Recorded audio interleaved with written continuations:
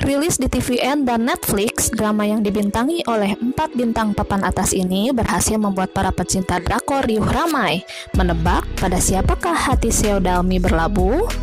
By the way, drama ini sudah tamat ya pada tanggal 6 Desember kemarin.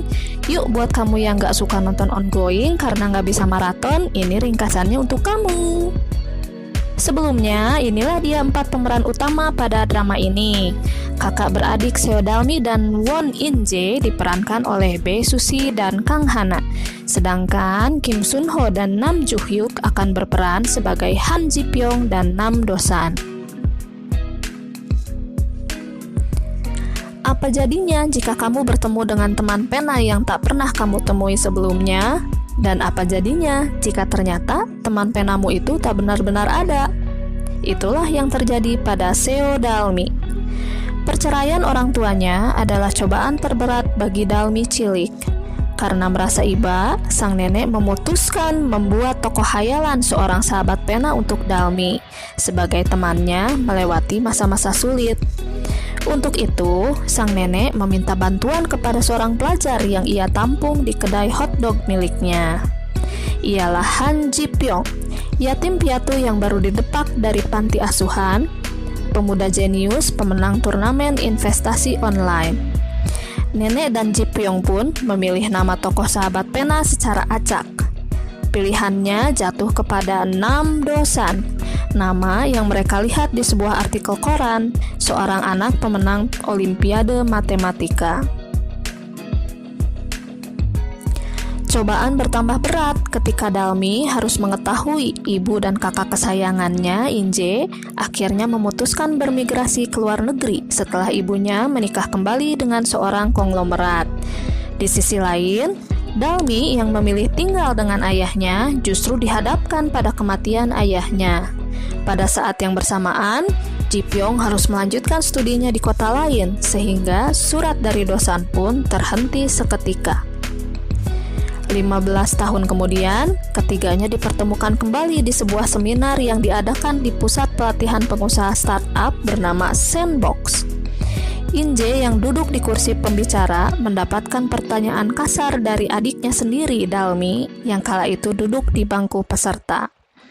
Dalmi yang kecewa dengan keputusan In Jae di masa lalu, kini menganggap In Jae sebagai rivalnya. Terlebih lagi setelah melihat kesenjangan di antara mereka. In Jae kembali ke Korea sebagai pengusaha sukses, sedangkan Dalmi hanyalah pegawai magang lulusan SMA. Ji Pyong yang kini menjadi investor handal kala itu duduk di bangku pembicara. Ia serasa mendengar lonceng berbunyi ketika mendengar nama Seo Dalmi. Menyadari bahwa Dalmi adalah teman penanya di masa lalu, Ji Pyong memutuskan menemui nenek Dalmi, orang yang paling berjasa dalam hidupnya. Ji Pyong pun berjanji akan melakukan apapun yang diminta oleh nenek Dalmi. In Jae yang ingin mengolok-olok Dalmi mengundang Dalmi ke sebuah pesta mewah tempat berkumpulnya para pengusaha. Dalmi pun tak mau kalah. Ia berbohong bahwa ia juga sedang memulai usaha dengan Do San, teman pena yang belum pernah ditemuinya sama sekali. Termakan oleh kebohongannya sendiri, kini Dalmi bertekad mencari keberadaan Do San. Nenek Dalmi yang takut kebohongannya terungkap meminta Ji Pyong untuk mencari keberadaan Do San. Ajaibnya, ternyata nama Do San berada dalam daftar perusahaan startup yang mengajukan proposal ke perusahaan Ji Pyong. Do San yang dahulu diagung-agungkan sebagai anak jenius ternyata tumbuh menjadi pria dewasa yang culun, pemilik perusahaan kecil di bidang IT yang tak punya pemasukan selama 3 tahun berturut-turut. Ji Pyong sangat yakin Dalmi tidak akan bisa menemukan Do San dimanapun. Namun, nasib berkata sebaliknya. Dalmi menemukan Do San di situs jual beli ketika Do San menjual koleksi bola baseballnya untuk tambahan modal. Tepat ketika mereka akan bertemu, Ji Pyong berhasil mengamankan Do San.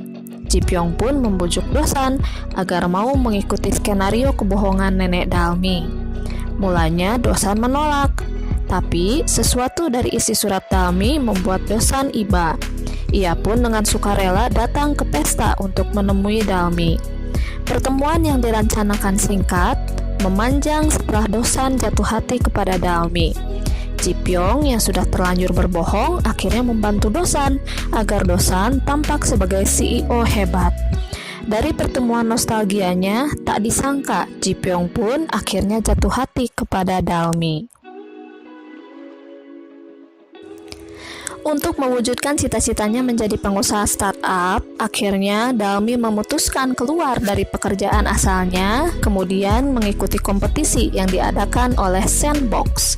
Tak disangka, di situ ia bertemu dengan Inje yang baru didepak secara halus dari perusahaan ayah tirinya. Inje ingin membuktikan bahwa dirinya mampu berdiri sendiri tanpa bantuan kekayaan ayah tirinya. Sekali lagi, mereka dipertemukan sebagai rival. Waktu pun berlalu. Nenek Dalmi bertanya kepada cucunya, "Dosan yang mana yang kamu sukai?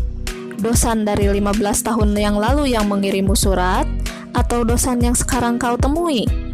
Dalmi pun menjawab, "Tentu saja aku menyukai Dosan sahabat penaku. Tapi ada sesuatu yang bersinar dari Dosan yang kutemui saat ini." Pada siapakah hati Dalmi akan berlabuh?